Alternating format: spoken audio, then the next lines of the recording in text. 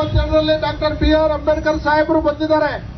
ಈ ಭಾಗದ ಪೆರಿಯಾರ್ ಸರ್ಕಲ್, ಈ ಭಾಗದ ಎಲ್ಲ ಜನಗಳನ್ನ ಮಾತಾಡಿಸ್ಕೊಂಡು ಹೋಗಿದ್ದಾರೆ. ಅಂತ ಒಂದು ಪುಣ್ಯವಾದ ಸ್ಥಳ ಇದು. ಅವರಿಗೆ ಭಾರತ ರತ್ನ ಪ್ರಶಸ್ತಿ ಸಹ ಬಂದಿದೆ.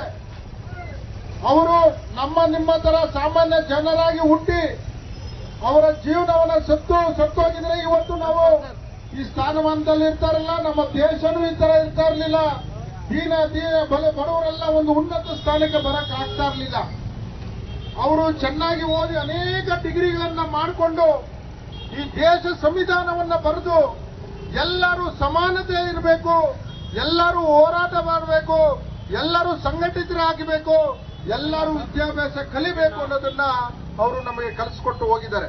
ಆದ್ರಿಂದ ಈ ದಿನದಲ್ಲಿ ನಾವು ಬರೀ ಅವರಿಗೆ ಆರ ತುರಾಯಿ ಹಾಕಿದ್ರೆ ಆಗಲ್ಲ.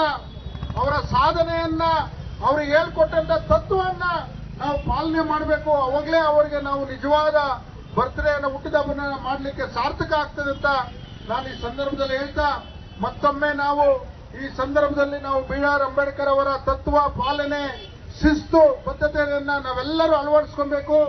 ಅವರನ್ನ ಪಾಲನೆ ಮಾಡಬೇಕು, ಜೀವನದಲ್ಲಿ ಅಳವಡಿಸ್ಕೊಬೇಕು.